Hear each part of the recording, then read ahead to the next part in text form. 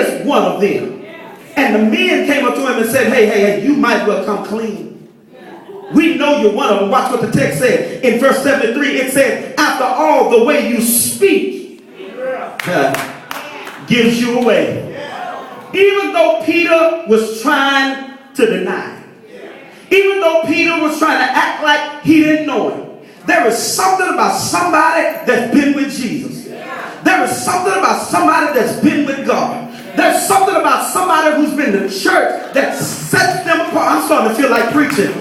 There is something about a child of God. Okay. Vicky Winans was doing a stand-up. And while she was doing the stand-up, this wasn't in my message, but while she was doing the stand-up, she was talking and she said, you can always tell church people no matter where you go. She said she was in the movie theater and somebody got ready to get up and walk out. She said she knew they was a church woman because all of a sudden as she got ready to get up and walk out, she put this finger up and began to tip like this. Because when you've been with Jesus, my God, when you become a German, I'm starting to feel like preaching. When you've been going to church, when you become acquainted with the Holy Ghost, there is something about you that identifies you with Jesus. There's got to be something more about being a child of God, something more about being a Christian than just coming to church and dancing a little bit. It's got to be something more about being a child of God than just coming to church and saying that I'm crunk on a Sunday morning. There's got to be something more about it. Let me tell you what it is. There ought to be something about us that identifies us with Jesus. There ought to be something about the way we love one another that identifies us with Jesus. There ought to be something about the way we forgive one another that identifies us with Jesus.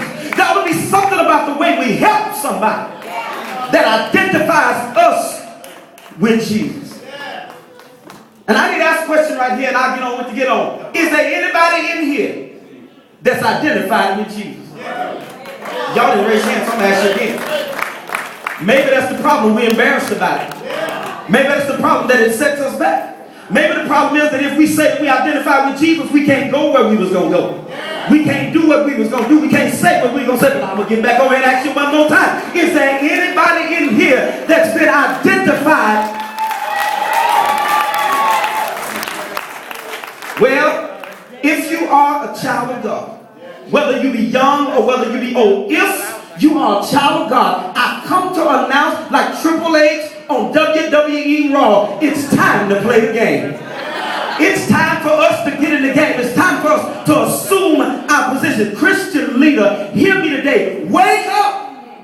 It's time for you to realize that we are not living in isolation. We are not living without observation. It's somebody is watching you. Christian leader, it's time to step up and realize that Jesus left his ministry and the advancement of his kingdom in your hands. Listen, and if people are going to see Jesus, the only way they're going to see Jesus, you got to show him to them.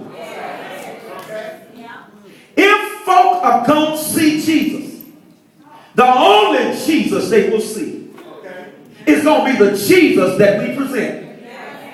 There's one songwriter that said it this way. He said, you're the only Jesus that some will ever see.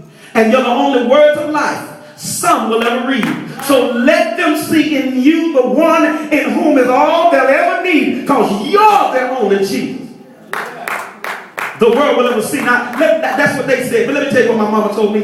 I ain't got to read this one. Let me tell you what my mama told me, Candace. My mama told me this. She said, listen, folk would rather see a sermon. Oh, I see some of y'all mama told y'all the same thing. Folk would rather see a sermon than hear a sermon every day. So today I come to admonish you.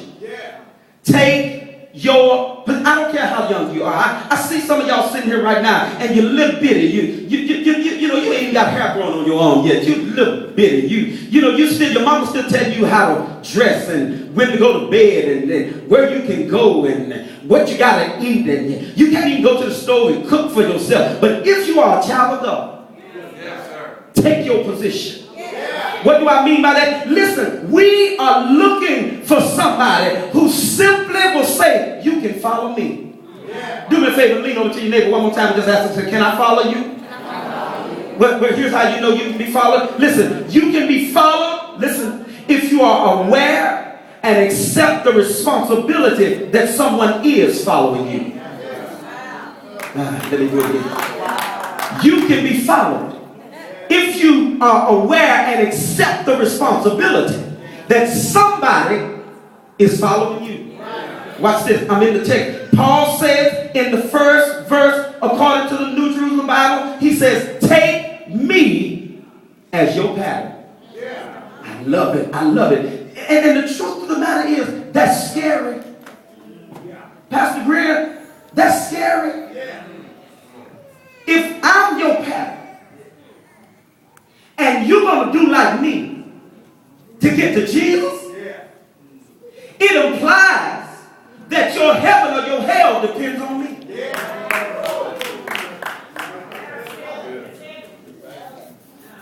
Now, here's what got me about the passage. Young folk, go read it when you get time. Here's what got me. He said, take me as your pattern. It shocked me when I read it.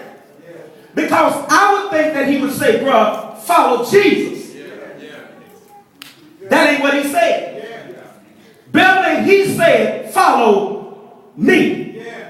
God, y'all ain't in here with me. If he would have said, follow Jesus, Pastor Walker, I could have dealt with that. But he didn't say, follow Jesus. He said, follow. Y'all almost got it. Let me do it again. If he would have said, follow Jesus, then I'm cool. But he said, follow Larry. He said, follow Denise. He said, follow Melvin.